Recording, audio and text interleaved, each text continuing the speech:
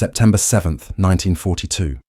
32,000 feet above the Sussex coast, the temperature was minus 40 degrees Celsius. Flight Lieutenant James Nicholson felt warm blood running down his leg inside his flight suit, mixing with hydraulic fluid that had sprayed across the cockpit when the 20mm cannon shell tore through his Spitfire's fuselage. The instrument panel was dark, half his rudder was gone, and somewhere in the blinding sun above him, 9 Messerschmitt Bf 109s were circling back for another pass. He had perhaps 90 seconds before they found him again. His engine was dying. The channel stretched below him like hammered pewter.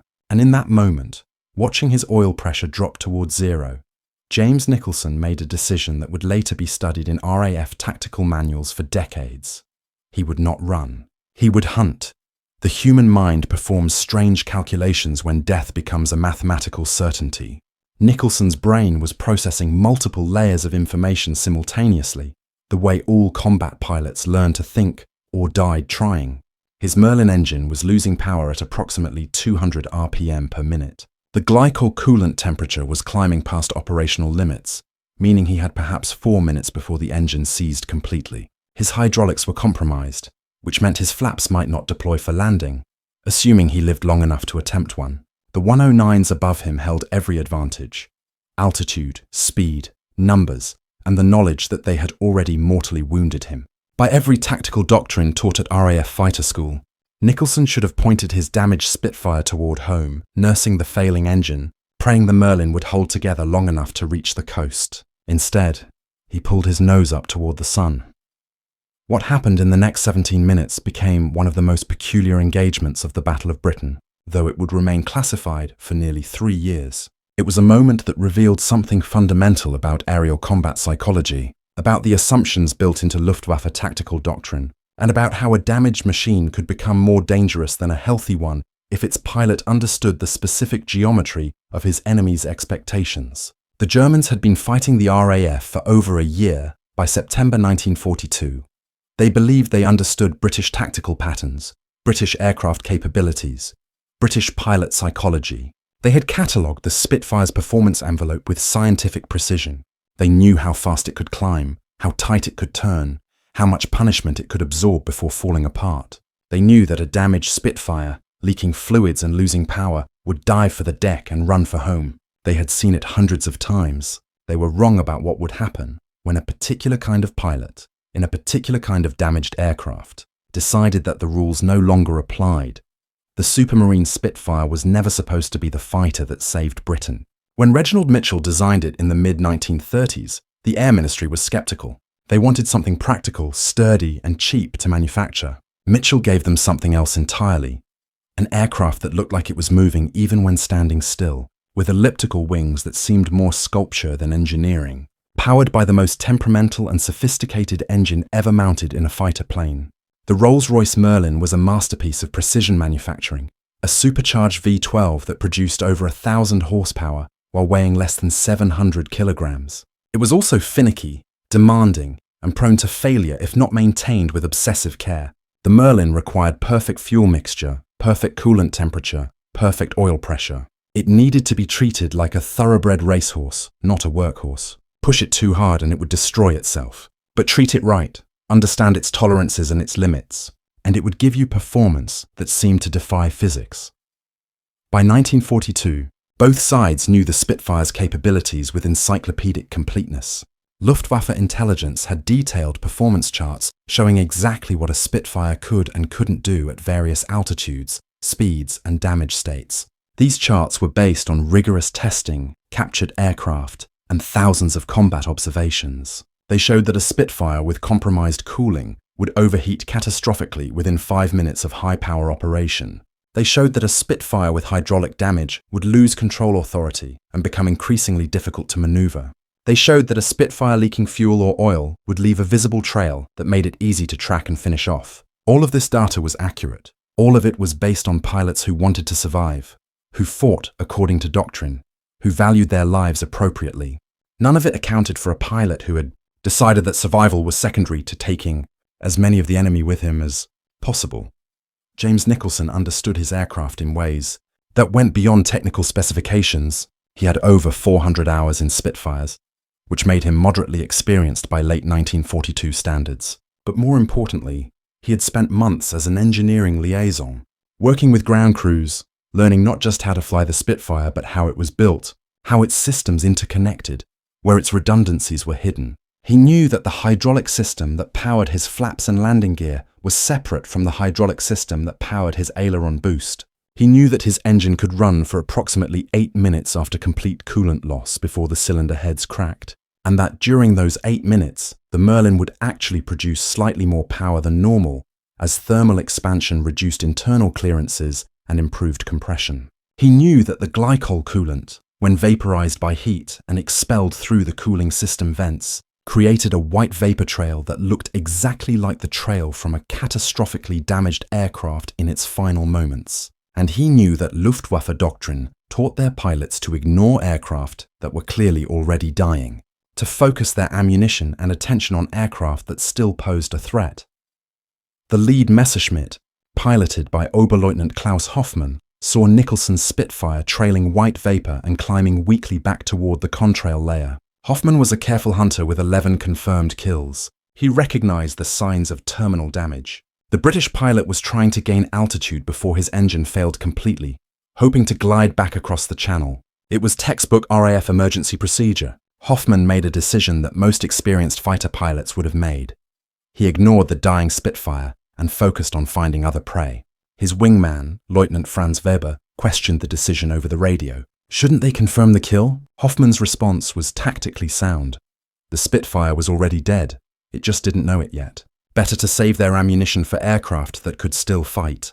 The squadron continued their patrol pattern, climbing back to their cruising altitude of 35,000 feet, scanning the empty sky for fresh targets. What Hoffmann didn't know, what the Luftwaffe's excellent intelligence hadn't captured, was that Nicholson had deliberately vented his coolant reserve to create that white vapor trail. His engine was overheating, but not catastrophically, not yet. He had perhaps 6 minutes of combat power available before the Merlin began to destroy itself, and he had used the German squadron's own tactical discipline against them, presenting himself as irrelevant, beneath notice, already dead. Now he was a ghost in the contrail layer, invisible in the ice crystals and scattered light, closing the distance on the German formation from below and behind. His airspeed was building, his engine temperature was climbing through yellow into red, and the Germans were flying straight and level, unaware, their attention focused outward on empty sky. Combat psychology is built on assumptions that hold true 99 times out of 100. Damaged aircraft run for home, outnumbered pilots evade. Pilots with engine failures conserve power. These assumptions allow experienced warriors to make rapid tactical decisions, to allocate attention efficiently, to survive in an environment where hesitation means death. But they also create blindness to the 100th case, the situation where all the normal rules are suspended. Nicholson was flying in that suspended space now, his Spitfire a weapon that had been transformed by damage from a fighter into something more like a guided missile. He no longer cared about landing. He no longer needed to conserve fuel or protect his engine. He could push his dying aircraft past every limitation, extract every last measure of performance, because there was no tomorrow to worry about. The technical reality of his situation was precisely calculable. His cylinder head temperature was 285 degrees Celsius and climbing at approximately 12 degrees per minute. At 345 degrees, the aluminum heads would begin to warp, compression would be lost, and power would drop catastrophically. He had perhaps 5 minutes. His airspeed was 380 miles per hour and increasing as he converted altitude into speed.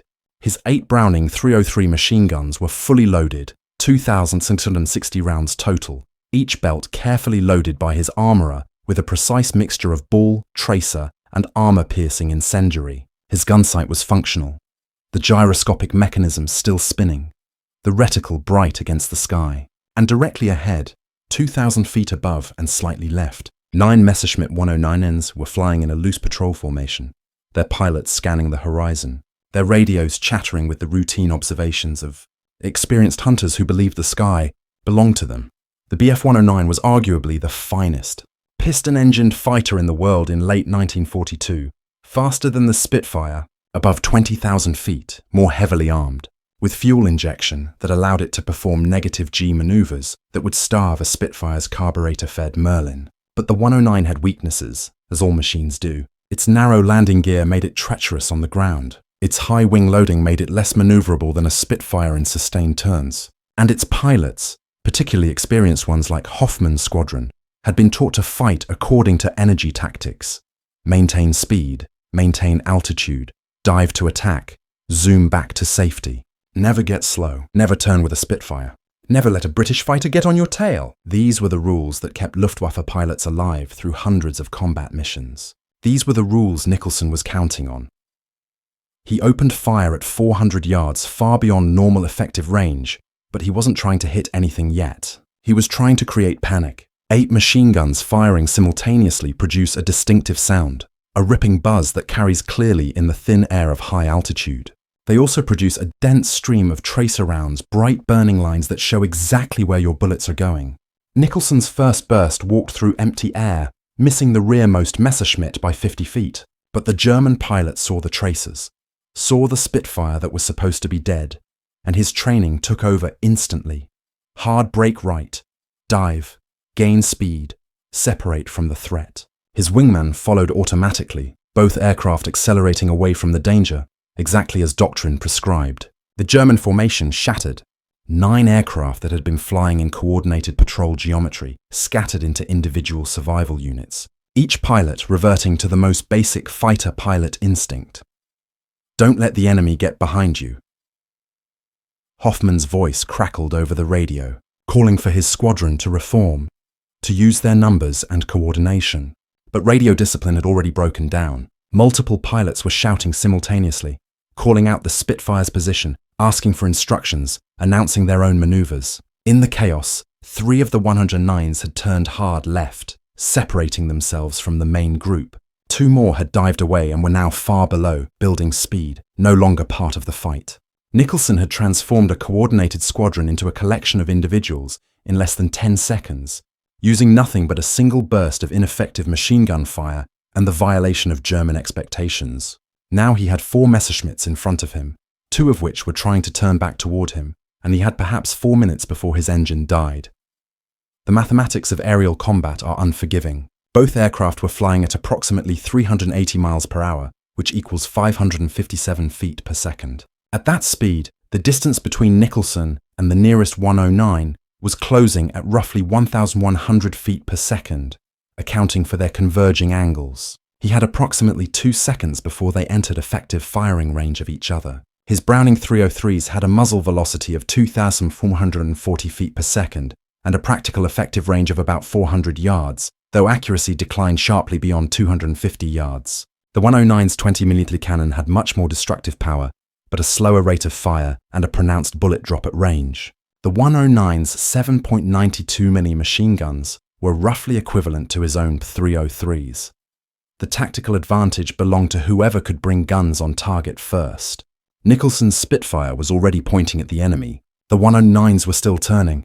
He fired again at 300 yards, a 2-second burst that sent 160 rounds downrange. The Browning 303 was not a powerful weapon by fighter standards of 1942.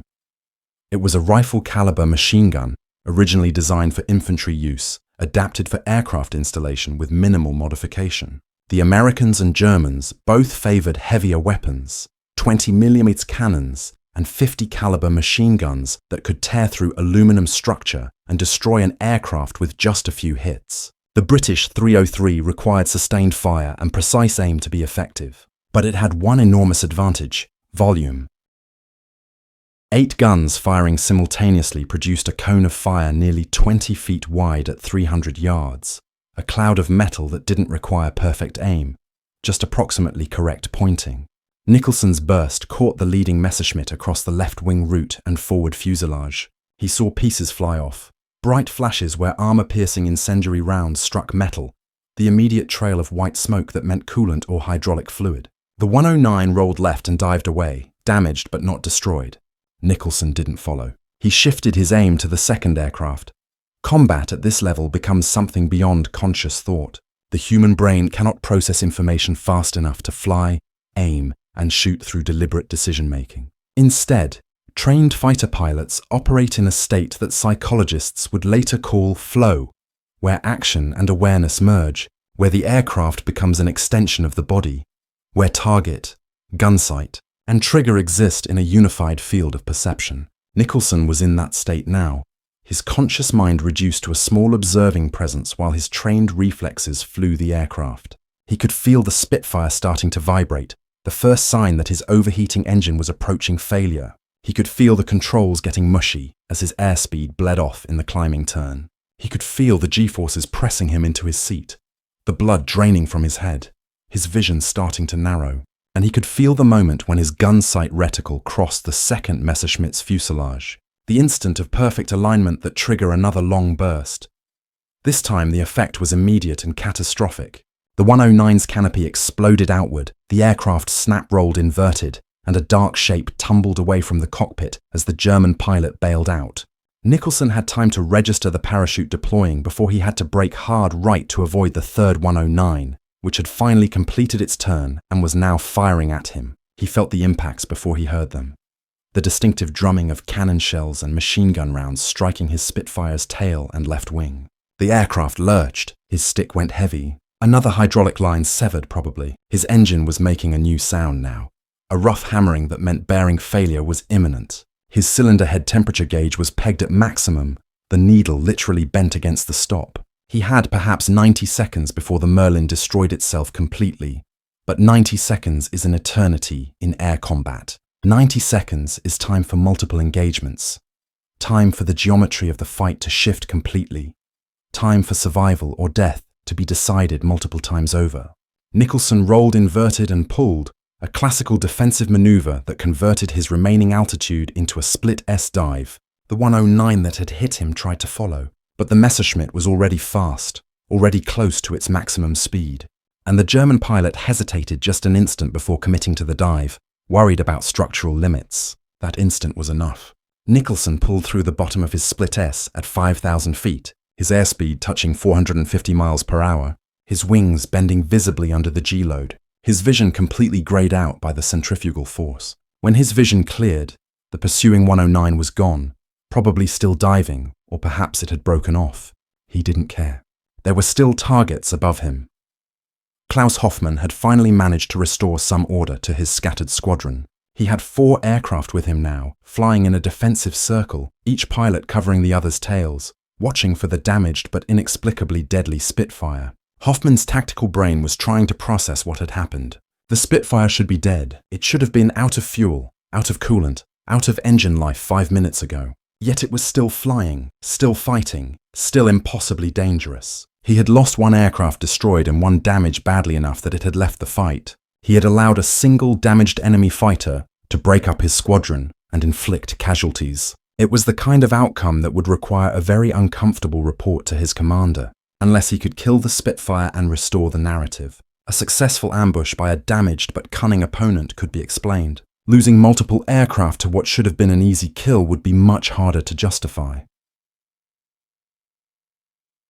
Nicholson's engine was dying. The rough hammering had become a grinding scream. His oil pressure was at 0, which meant his bearings were running metal on metal, welding themselves to the crankshaft through friction heating. He had perhaps 30 seconds before seizure, but 30 seconds was enough. He pointed his damaged, dying aircraft at Hoffmann's defensive circle and climbed. He no longer had the speed to catch them in level flight, but he still had one advantage. He could do things with his aircraft that they couldn't. He could push it past every limitation because limitations only matter if you expect to land. He advanced his throttle to the stop, then beyond, bending the stop mechanism, overriding the governor, forcing the dying Merlin to produce every last fraction of its power. The propeller oversped, the tips going supersonic, creating a distinctive crackling roar. The engine temperature was no longer measurable by any gauge in the cockpit. Pieces of the cowling were starting to fly off as heat-weakened fasteners failed, and the Spitfire climbed. The Germans saw him coming. They saw the trail of smoke, the pieces falling off his aircraft, the obvious signs of imminent catastrophic failure. Hoffmann made another decision that seemed tactically sound. They would hold formation, let the dying Spitfire close, then execute a coordinated attack that would finish it. 4 against 1 with clear numerical and positional advantage. By every rational calculation, The next 30 seconds would end with the Spitfire tumbling out of the sky in flames. But Hoffman was still thinking in terms of normal combat, normal pilots, normal decisions. He was still assuming that the British pilot would try to survive. Nicholson had stopped thinking about survival several minutes ago. He was thinking about angles, closure rates, and how many rounds remained in his ammunition belt. At 200 yards, he opened fire with all 8 guns and held the trigger down. This was not aimed fire, not precise shooting. This was suppression, saturation, the creation of a volume of space that contained so much flying metal that nothing could survive there. His ammunition counters were spinning down towards zero. He was burning through 160 rounds per second, and he no longer cared about conservation or accuracy. The stream of tracer made a solid bridge of light between his aircraft and the German formation. The Messerschmitts broke. They had to. No pilot, no matter how experienced or brave, can fly straight through a stream of machine gun fire. The defensive circle disintegrated, and in the instant of disintegration, as 4 aircraft broke in 4 different directions, Nicholson's burning stream of tracers intersected with one of them. The Bf-109 that took the hit was flown by Lieutenant Weber, Hoffman's wingman, the pilot who had questioned letting the damaged Spitfire go 10 minutes earlier. Weber's aircraft absorbed perhaps 40 rounds in less than a second. Hits across the wings, fuselage and engine. The Daimler-Benz engine disintegrated. Fire erupted from the cowling, white-hot magnesium and aluminum burning with furnace intensity. Weber tried to bail out, got his canopy open, but the aircraft was already inverted and spinning, and the centrifugal force was too great.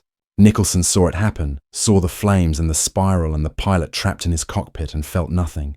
His capacity for emotion had been shut down somewhere back in the first engagement. He was operating purely on reflex and mathematics now. A machine piloting a machine. Both of them dying together but not yet dead. His engine seized at that moment, as he knew it would. The grinding scream became a catastrophic bang. The propeller stopped instantly, and the Spitfire was suddenly a glider with the aerodynamic qualities of a grand piano. He had approximately 3 minutes to find somewhere to put down before he ran out of altitude and options. He was at 18,000 feet over the Sussex countryside, with no engine, failing hydraulics and control surfaces that were responding to his inputs with increasing reluctance. He could see the English Channel behind him, the coast ahead, the patchwork of fields and villages spread out below like a map. He had survived. Against every tactical prediction, every probability calculation, he had engaged 9 enemy fighters with a damaged aircraft and survived. He had shot down 2, damaged at least 2 more, scattered the entire squadron, and lived to tell about it. Now all he had to do was land a dead airplane with no hydraulics, no flaps, and no engine. The landing was controlled crash more than proper touchdown. He found a large field, lined up as best he could, with no airspeed indicator and no real control authority, dropped his landing gear using the emergency pneumatic system, and hit the ground at approximately 110 miles per hour. The Spitfire bounced, came down hard, the left gear collapsed, the aircraft ground looped in a spray of dirt and torn grass, and finally slammed to a stop against a stone fence. Nicholson hung in his straps for a moment, doing a rapid damage assessment of his body. His leg was still bleeding, but not arterial. His ribs hurt, but he could breathe. His vision was clear. He was alive. He unstrapped, popped the canopy release, pulled himself out of the cockpit, and collapsed onto the wing, breathing hard, his hands shaking with adrenaline aftershock. A farmer was running across the field toward him, shouting questions. Nicholson tried to answer, but found he couldn't remember how to speak English for a moment. His brain was still in combat mode, still processing angles and speeds and targeting solutions. It took him almost a minute to make the transition back to being human. The intelligence report that followed his debriefing became one of the most studied documents in RAF Fighter Command, not because of the tactical outcome, though 2 confirmed kills and 2 probables was certainly noteworthy, but because of what the engagement revealed about combat psychology, about the assumptions both sides made, about the space between doctrine and reality, where unusual outcomes become possible. The RAF's Operational Research Section, a group of scientists and mathematicians tasked with analysing combat data, spent weeks studying Nicholson's engagement. They interviewed him repeatedly, reconstructed his flight path, calculated his engine performance envelope, analysed the German squadron's radio intercepts. What emerged was a tactical insight that would influence fighter doctrine for the rest of the war. A damaged aircraft in the hands of a pilot who understood his machine's tolerances and his enemy's psychology, could sometimes be more effective than a healthy one, precisely because it violated expectations. The Luftwaffe's response to the engagement was instructive. Hoffmann survived the war, and his after-action report was captured in 1945. In it, he described the engagement with clinical precision, noting every tactical decision and its rationale. He had followed doctrine correctly. He had made reasonable choices based on available information. He had assessed the damaged Spitfire as non-threatening according to all known performance data. His error, he wrote, was forgetting that doctrine is built on averages, and averages don't account for individuals who operate at the extremes of the distribution curve. The report was circulated through Luftwaffe fighter squadrons as a cautionary tale. Never assume an enemy is finished until you see the wreckage. The Germans had learned this lesson before, in other contexts. They would learn it again, repeatedly, as the war ground on, and desperation made men capable of extraordinary things.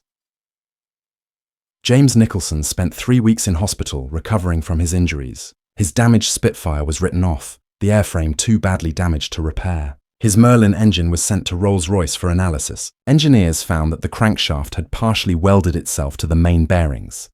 The cylinder heads had warped by nearly 1/4 inch, and the piston crowns showed evidence of localized melting. The engine had been run approximately 8 minutes beyond its thermal failure point, producing power under conditions that should have caused immediate seizure. The fact that it had held together long enough for Nicholson to complete his engagement and glide to a landing was attributed partly to excellent manufacturing tolerances and partly to extraordinary luck. The engineers kept the engine as a teaching exhibit. For decades afterward, young Rolls-Royce apprentices were shown Nicholson's Merlin and told, "This is what properly built machinery can survive when a skilled operator needs it to." The broader implications of the engagement rippled through RAF tactical thinking. Fighter Command had been teaching their pilots to disengage when damaged, to preserve the aircraft and pilot for future missions. This was rational doctrine based on resource conservation. Britain was short of pilots and aircraft. Trading losses with Germany at a 1-to-1 ratio was a losing strategy because Germany had more of everything. But Nicholson's engagement suggested that there were circumstances where aggressive action by a damaged aircraft could produce disproportionate results, not because of superior performance, but because of psychological disruption. The RAF began teaching what they called unexpected initiative in their advanced fighter tactics courses, the deliberate violation of enemy expectations as a combat multiplier. It was never formalized into official doctrine, because it couldn't be. You couldn't order pilots to destroy their aircraft for tactical advantage. But the best pilots understood intuitively what Nicholson had demonstrated. Sometimes the only way to survive is to act like you're already dead. The technological context of this engagement was broader than just one Spitfire and one squadron of Messerschmitts. By late 1942, the aerial war over Europe had evolved into a complex system of machines, tactics, and industrial capacity. Both sides were locked in an arms race, constantly improving their aircraft, their weapons, their pilot training, and their tactical doctrines. The Spitfire had gone through multiple versions, each one faster and more capable than the last. The 109 had similarly evolved. Both aircraft represented the absolute cutting edge of piston engine fighter design, incorporating technologies that hadn't existed a decade earlier. Superchargers, high-octane fuel, all-metal stressed skin construction, sophisticated gun sights, radio communications. These machines were products of massive industrial systems, each one representing thousands of man-hours of labor, tons of strategic materials, and enormous financial investment. They were incredibly expensive, both in resources and time, which made their loss something to be carefully weighed against tactical gain. But beneath all the technology and industrial might, aerial combat remained fundamentally human. All the engineering sophistication, all the metallurgical precision, all the aerodynamic optimization was ultimately in service of putting one human being in position to kill another human being. The pilots were the limiting factor, the irreplaceable component that took years to train and could be lost in seconds. Both sides understood this. Both sides had elaborate training pipelines designed to produce competent fighter pilots as efficiently as possible. But efficiency in training necessarily meant standardization, teaching doctrine that worked most of the time, instilling responses that kept average pilots alive in average circumstances. What couldn't be taught was the kind of situational awareness and creative thinking that Nicholson displayed. That came from some combination of natural aptitude, extensive experience, and personality traits that resisted standardization.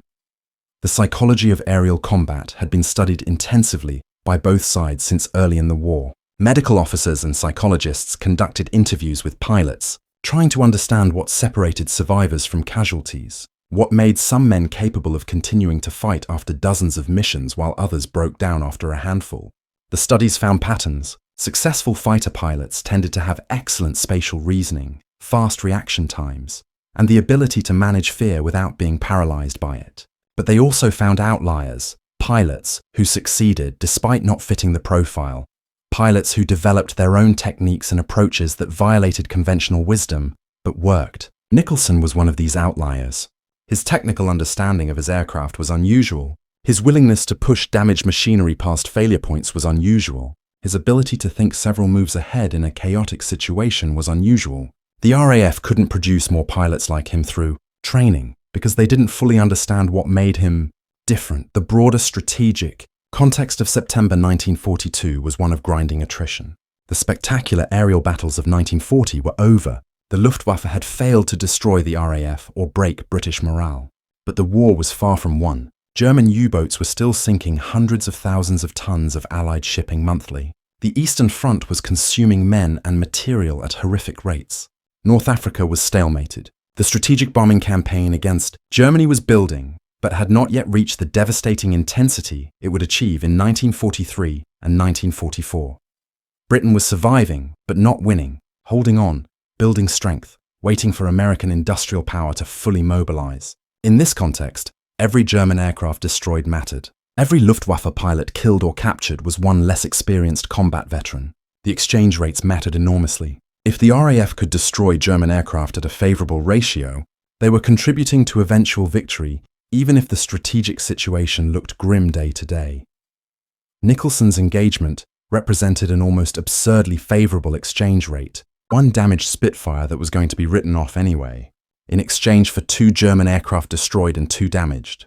More importantly, his squadron had disrupted German operations for the rest of that day. The scattered Messerschmitts had to return to base, refuel, rearm, reform. The pilots had to be debriefed, their aircraft inspected for damage. The psychological impact on the squadron had to be managed. Pilots who had been embarrassed by a single damaged enemy fighter were not going to be flying with full confidence. All of this created a temporary local air superiority that allowed RAF operations to continue unmolested. The ripple effects were impossible to calculate precisely, but certainly real. A bomber mission that would have been intercepted proceeded safely. A reconnaissance flight gathered intelligence without interference. A convoy crossed the channel unattacked. These seemingly minor advantages accumulated over hundreds of engagements into strategic effect. The relationship between individual actions and strategic outcomes was something that operational research analysts were just beginning to understand in 1942. The RAF's Operational Research Section had been established in 1941, bringing together mathematicians, physicists, and statisticians to analyze combat data scientifically. They were discovering patterns that contradicted conventional military wisdom. They found that the distribution of combat effectiveness among pilots was extremely uneven. A small percentage of pilots accounted for a large percentage of kills. They found that pilot survival rates improved dramatically after the first 5 missions, suggesting that early combat experience was crucial, but that many pilots didn't survive long enough to gain it. They found that minor technical advantages could produce disproportionate tactical results when multiplied across hundreds of engagements. All of this was leading toward a more mathematical understanding of warfare, where probability and statistics were as important as courage and tactics. Nicholson's engagement was anomalous in ways that made it difficult to incorporate into these statistical analyses. It was a single data point so far from the mean that it looked like measurement error. But it was real, verified by multiple sources including German radio intercepts and ground observers. The analysts noted it, flagged it as unusual, and moved on. They couldn't build doctrine around outlier events, but they could recognize that outlier events happened, that the tails of the probability distribution contained possibilities that doctrine didn't account for. Some of the younger analysts, particularly those with backgrounds in physics and mathematics, were intrigued by what Nicholson had done. They recognized it as a kind of creative problem-solving that transcended standard tactical approaches. They began to think about warfare not just as execution of doctrine, but as a space of possibilities, where unconventional approaches might find solutions that conventional approaches couldn't. The technological trajectory of fighter aircraft was reaching a kind of plateau by late 1942. The piston engine was approaching its performance limits. The propeller was becoming the limiting factor. Tip speeds were reaching supersonic velocities, causing dramatic losses in efficiency. Airframe designs were being refined, but fundamental improvements were getting harder to achieve. Both the Spitfire and the 109 would continue to be upgraded throughout the war, gaining more power and better armament. But they would remain recognizably the same basic designs. The next revolution in fighter performance would come from jet engines, which were being developed in secret programs on both sides. But in 1942, that revolution was still years away from operational deployment. The fighters that were fighting the war were the fighters that existed, and both sides had to extract maximum performance from machines that were, in fundamental ways, obsolescent even as they were being built. This created a strange temporal paradox. The Spitfire and the 109 represented the absolute peak of one technological paradigm, even as they were being made obsolete by a paradigm that hadn't yet arrived. Pilots were flying the fastest piston engine fighters that would ever be built. Machines that incorporated every lesson learned from 3 years of intensive combat. Machines that were refined to a degree that would never be economically justified in peacetime. These aircraft were simultaneously state-of-the-art and dead-end designs. Everything about them would be irrelevant within a decade as jets took over, but in their moment, they were everything that mattered. The difference between a Spitfire that could climb to 35,000 feet in 12 minutes versus 14 minutes could mean survival or death for a pilot, victory or defeat for a mission, advantage or disadvantage in a battle. Marginal improvements in performance had absolutely significance in context. The human cost of this technological competition was measured in cremated pilots, in men who went to work one morning and simply never came back. Their deaths registered in squadron logbooks with clinical brevity. Missing in action, failed to return, no known survivors. The air war was peculiarly antiseptic in its violence. Aircraft exploded or burned or simply fell out of the sky, and the young men inside them were erased with such completeness that often there was nothing to bury, nothing to mark their passing except paperwork and grief. This was different from ground combat, where bodies could be recovered, where death had physical presence. Pilots simply vanished into the sky, and their families received telegrams, and their names were added to memorials, and the war continued. The psychological impact on surviving pilots was profound and generally unacknowledged. They were expected to simply absorb the loss of friends and wingmen and keep flying, keep fighting, as if human beings were as replaceable as ammunition. James Nicholson never flew combat again after his engagement on September 7th. His injuries were too severe. The leg wound had caused permanent nerve damage that left him with a slight limp and reduced strength. He was medically downgraded to non-combat status and spent the rest of the war as a training instructor.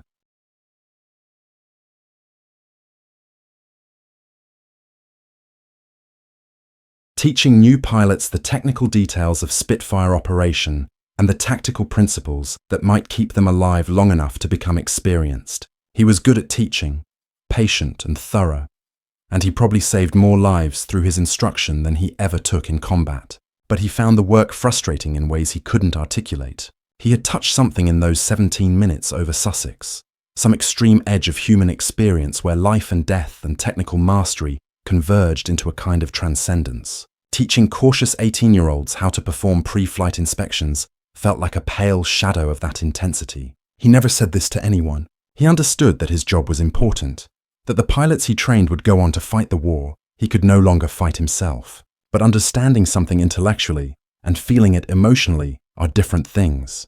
And Nicholson spent the rest of the war feeling displaced from himself, a ghost haunting his own life. The broader narrative of the air war continued without him. The Luftwaffe gradually lost air superiority over Western Europe as American production overwhelmed German manufacturing capacity and Allied tactical doctrine improved. The strategic bombing campaign intensified, flattening German cities and industrial centers. The invasion of France became possible, the war ground toward its inevitable conclusion. Individual engagements like Nicholson's September 7th fight became lost in the torrent of combat reports, thousands of missions generating millions of pages of documentation that would take historians decades to sort through. The official histories mentioned Nicholson's engagement in a footnote, noting it as an example of aggressive tactics producing favorable results. His 2 confirmed kills were added to his official score. He received a Distinguished Flying Cross, the citation noting his courage and tactical skill. The medal arrived in the mail with his next pay packet, unceremonious, bureaucratic. He put it in a drawer and rarely looked at it. The German pilots who survived his attack had their own complicated relationships with the engagement. Klaus Hoffmann made it through the war, surrendered to American forces in 1945, and spent 2 years in a POW camp before being repatriated. In his post-war life as a commercial airline pilot, he occasionally told the story of the damaged Spitfire to younger pilots, using it as a cautionary tale about assumptions and complacency. He never mentioned the names of the 2 pilots who died, though he thought about them often. Franz Weber, who died trapped in his burning cockpit, had been 23 years old, married 4 months earlier, his wife pregnant with a son he would never meet. The other pilot who died had been even younger, 19, with less than 40 hours of combat time. Hoffmann carried their deaths with him, not as guilt exactly, but as weight, the accumulated burden of having been responsible for men who didn't survive. This was the hidden cost of command, the price of making decisions where other people's lives hung in the balance. He had made reasonable choices. He had followed doctrine. 2 men had died anyway. Reason and doctrine didn't absolve you of anything. The Messerschmitt that Nicholson damaged but didn't destroy made it back to France with a seized engine and bullet holes through both wings. The pilot landed wheels up on a grass field, walked away unhurt, and was flying again 3 days later in a replacement aircraft. He survived the war, emigrated to Argentina in 1946, and died in 1983 without ever knowing the name of the British pilot who had nearly killed him. This was typical of aerial combat. The violence was intimate in the moment but anonymous afterward. You fought against aircraft, not people. You saw machines explode, not human beings die. The psychological distance made it possible to continue functioning, to kill repeatedly without the moral weight that would have crushed most people. But the distance was also an illusion. Inside each aircraft was a person with a name and a history and people who loved them. The technological sophistication of aerial warfare created the comforting fiction that you were fighting machines. But the fiction was just that. And sometimes, in quiet moments, the reality would break through.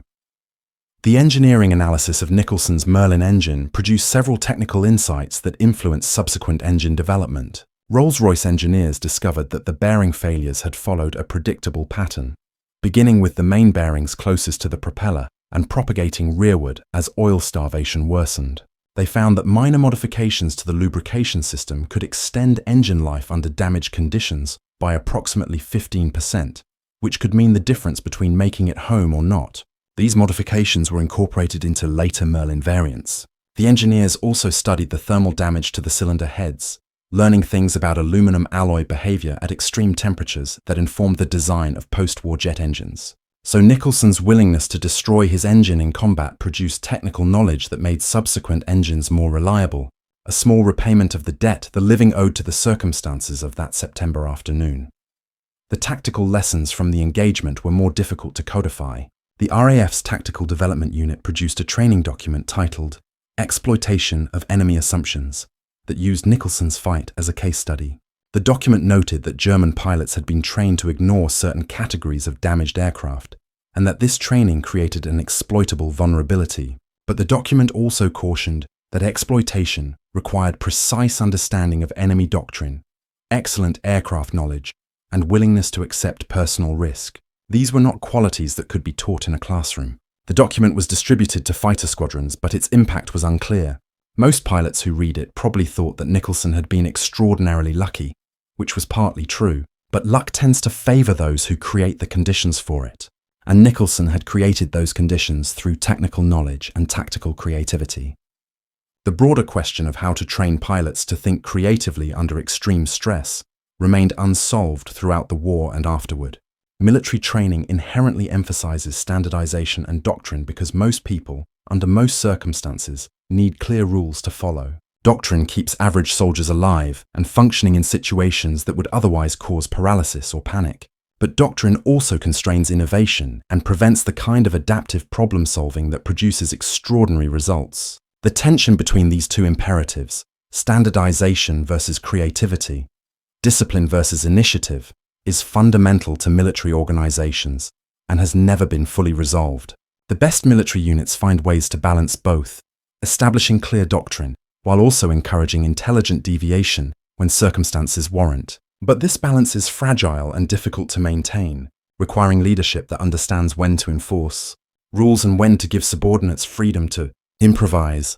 The strategic bombing campaign that dominated the air war from 1943 onward made fighter combat like Nicholson's increasingly rare. The Luftwaffe was forced to defend German airspace against massive formations of Allied bombers, which meant their fighters had to focus on bomber interception rather than fighter versus fighter combat. The tactical dynamics changed completely. German pilots developed new techniques for attacking bomber formations, using heavy cannon armament and high-speed passes rather than the sustained turning fights that had characterized earlier combat. Allied escort fighters protected the bombers, which meant American and British pilots increasingly fought defensively, staying close to their charges rather than seeking out individual combat. The romantic notion of fighter pilots as aerial knights, engaging in personal duels of skill and courage, gave way to industrial-scale aerial warfare, where individual achievement mattered less than systematic execution of tactical plans. By 1944, the Luftwaffe was being ground down by attrition it couldn't replace.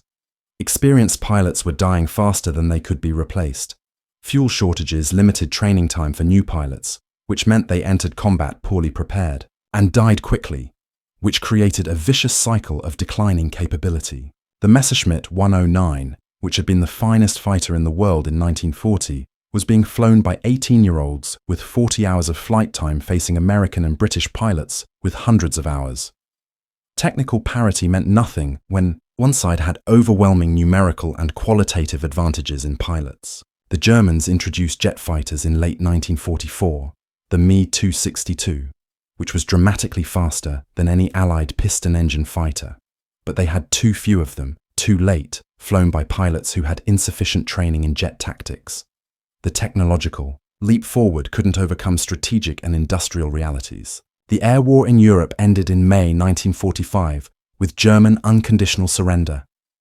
The final casualty statistics were staggering. The RAF lost over 55,000 aircrew killed, roughly half the total who served. The Luftwaffe losses were even higher, over 70,000 aircrew killed and another 30,000 missing. The USAF lost over 26,000 aircrew killed in Europe alone. These numbers represented the young men of an entire generation, killed in a form of warfare that had barely existed 20 years earlier. The fighter pilots, the ones who survived long enough to become aces and have their scores published and their exploits celebrated, were statistical anomalies. The typical fighter pilot flew fewer than a dozen combat missions before being killed, injured, or grounded by psychological breakdown. The glamorous image of fighter combat was built on the experiences of perhaps 5% of the men who flew fighters, the survivors and the exceptional performers. Everyone else died or broke before they could become legends. James Nicholson was demobilized in late 1945 and returned to civilian life. He took a job with a manufacturing company, married, had children, lived in a suburban house indistinguishable from thousands of others. He rarely spoke about the war. When asked, he would offer brief, factual responses that conveyed no sense of the intensity or horror of combat. This was typical of his generation of veterans. They had experienced things that couldn't be adequately explained to people who hadn't been there, and the effort of trying to explain felt exhausting and pointless. Better to let the war remain in the past, unexamined, a sealed compartment of memory that could be visited rarely and carefully.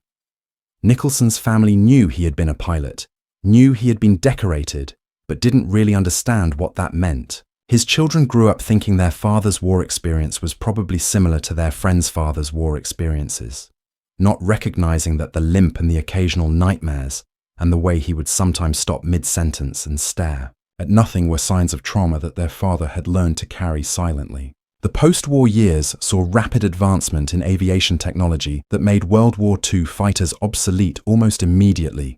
Jet engines revolutionized performance. Radar and guided missiles changed combat dynamics completely. By the Korean War, in 1950, piston-engine fighters were already being phased out of frontline service. The Spitfire and the 109, which had been the apex of fighter design just 5 years earlier, were now fit only for training or secondary roles. The pace of technological change was accelerating in ways that would have seemed impossible before the war. This was partly driven by military competition, but also by the scientific and industrial infrastructure that the war had created. Entire industries and research establishments had been built to support military production during the war, and these didn't simply disappear when peace came. They redirected their efforts toward commercial applications and continued military development, creating a permanent state of technological advancement that became characteristic of the post-war world. The Cold War replaced World War II as the organizing principle of international relations, and aerial combat continued in new conflicts. Korea, Vietnam, the Middle East, all saw fighter combat using increasingly sophisticated aircraft and weapons.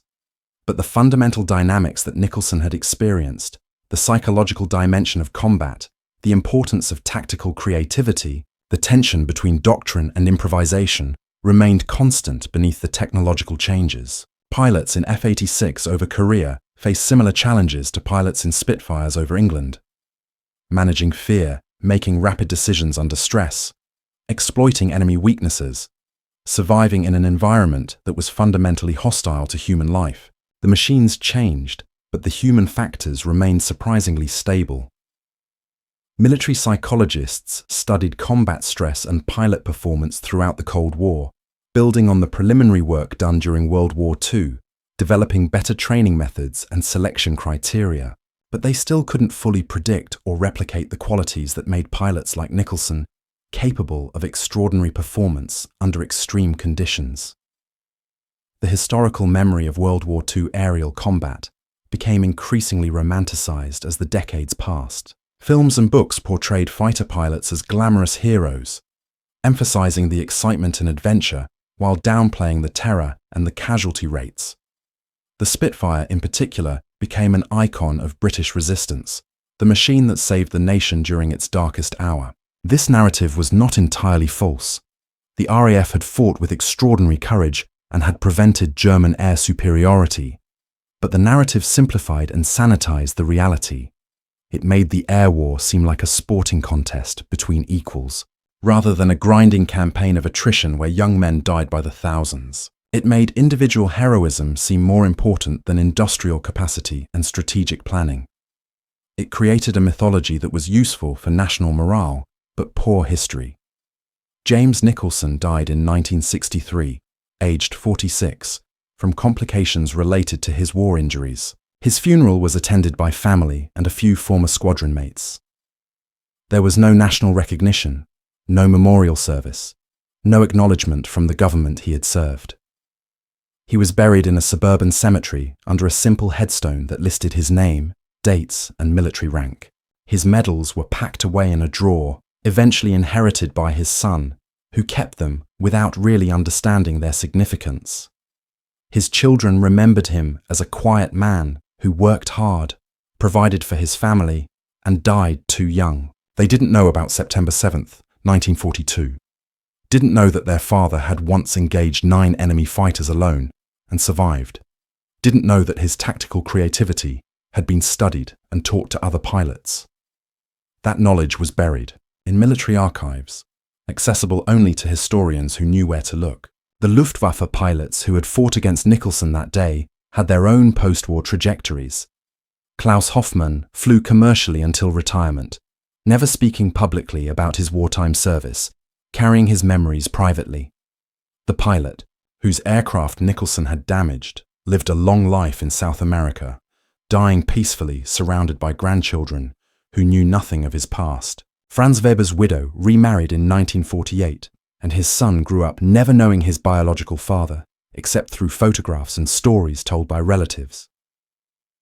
The other young pilot who died had no children, no one to carry his memory forward except his elderly parents who died themselves in the 1950s, taking the living memory of their son with them. This was the arithmetic of war. Lives interrupted, families broken, futures erased, all in service of national objectives that seemed urgent at the time, but became historical abstractions within a generation. The aircraft themselves, the Spitfires, and Messerschmitts that had been produced by the thousands during the war, were almost entirely destroyed or scrapped afterward. Military equipment becomes surplus when wars end, and surplus equipment is expensive to maintain. Most World War II fighters were cut apart for scrap metal, their aluminum recycled into civilian products. A few were preserved in museums, but these represented a tiny fraction of the total production.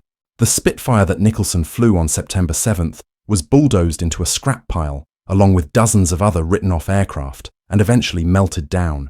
No trace of it remained. The machine that had saved his life and killed his enemies, the sophisticated product of thousands of hours of engineering and craftsmanship, returned to raw material within months of its final flight. This was practical and economically necessary, but there was something haunting about the impermanence of it. The way machines that had been the center of life and death struggles could be so casually erased.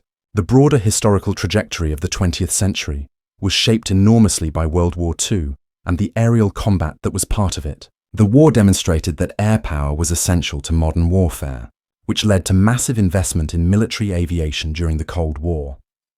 It demonstrated that industrial capacity was as important as tactical skill, which influenced how nations approached defense planning. It demonstrated that technological superiority could be decisive, which drove continued military research and development. All of these lessons, learned through combat that killed millions, shaped the second half of the century. The world that emerged from World War II was fundamentally different from the world that entered it, transformed by the industrial and technological forces that the war had unleashed and accelerated. For the individuals who fought, the war was not an abstract historical force, but a series of specific moments, specific decisions, specific experiences that mark them permanently. James Nicholson's 17 minutes over Sussex on September 7, 1942, was one such moment. For him, it was probably the most intense experience of his life. Everything afterward an extended denouement. For the German pilots, it was a humiliating failure and a tragic loss. For the RAF, it was a minor tactical success, 2 enemy aircraft destroyed, and a useful case study in creative tactics. For the war as a whole, it was utterly insignificant, a footnote to a footnote, lost in the vast catalogue of combat engagements that occurred daily for 6 years. But significance is not the same as meaning. That engagement meant something to the people who experienced it, shaped their lives in profound ways, even if the broader war would have unfolded identically had it never occurred. The question of how to remember such events, how to preserve the human reality behind the statistics and strategic analyses, remains unresolved. Military history tends to focus on campaigns and commanders, on strategic decisions and their outcomes, treating individual soldiers as interchangeable components of larger organizations. This approach is necessary for understanding the broad patterns of warfare, but it erases the individual experiences that give war its human texture. Social history approaches the problem differently, focusing on individual stories and everyday experiences, but often lacks the technical and strategic context needed to understand why events unfolded as they did. The ideal would be history that balances both perspectives, that shows how strategic necessities and technological possibilities created the environment in which individual humans made choices and lived with their consequences. But this balance is difficult to achieve and rare to find. What we know about Nicholson's engagement comes from multiple sources: his own combat report, German radio intercepts, squadron records, intelligence analyses, and post-war interviews. These sources allow reconstruction of events with reasonable accuracy, though inevitably some details are lost or uncertain. We know what actions were taken, but can only infer the thoughts and feelings behind them. We know the technical details of aircraft performance, but can only imagine what it felt like to fly a dying airplane into combat. We know the tactical outcome, but can only speculate about the psychological impact. History is always incomplete in this way, a fragmentary reconstruction of past reality that captures some aspects clearly while others remain obscure. The further we get from the events, the more difficult reconstruction becomes, as witnesses die and memories fade and documents are lost. The handful of World War II veterans who survived into the 21st century carried with them the last living memory of that conflict. When they died, something irreplaceable was lost, the direct human connection to events that shaped the modern world. We still have documents and artifacts and recordings, but these are mediated representations, not the unmediated experience of having been there. Future generations will understand World War II only through historical reconstruction, which is necessarily incomplete and interpretive. The war will become purely historical, losing the texture of living memory. This is the inevitable fate of all past events. They recede into abstraction, becoming narratives rather than experiences. But in the transition from living memory to history, something essential is lost. The particular way that individual humans experienced and interpreted events that historians can document, but never fully recover. James Nicholson's moment of decision, hanging in his damaged Spitfire 32,000 feet above the Sussex coast, represents something fundamental about human behavior under extreme conditions.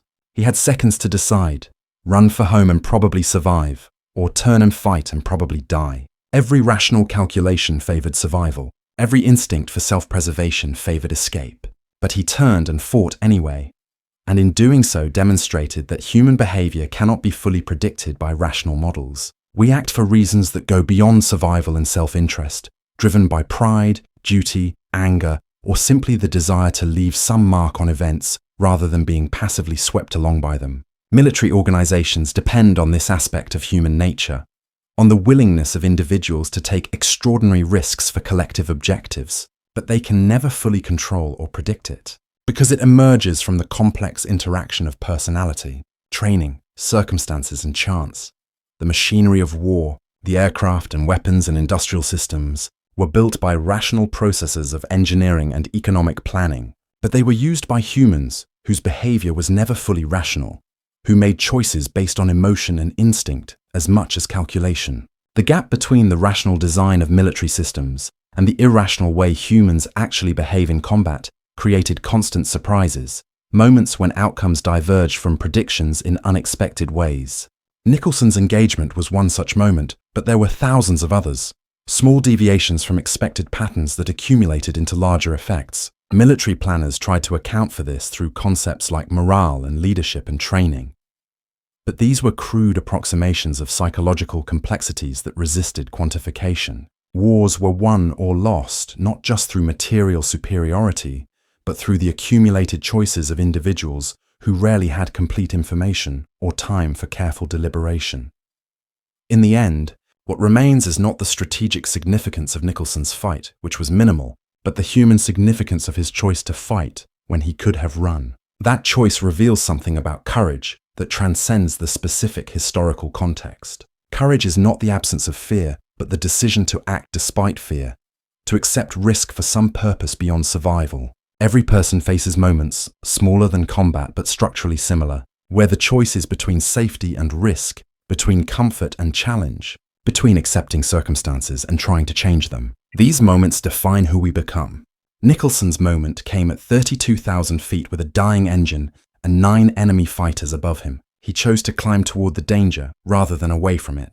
And in that choice became something more than a man trying to survive. Became an expression of the stubborn human refusal to accept defeat even when defeat is rational. The war that created that moment is history now, distant and abstract. But the choice itself remains immediate. A reminder that we are not just products of circumstances, but active agents who shape our own stories through the decisions we make when everything is uncertain and the cost of error is absolute. As we make when everything is uncertain and the cost of error is absolute.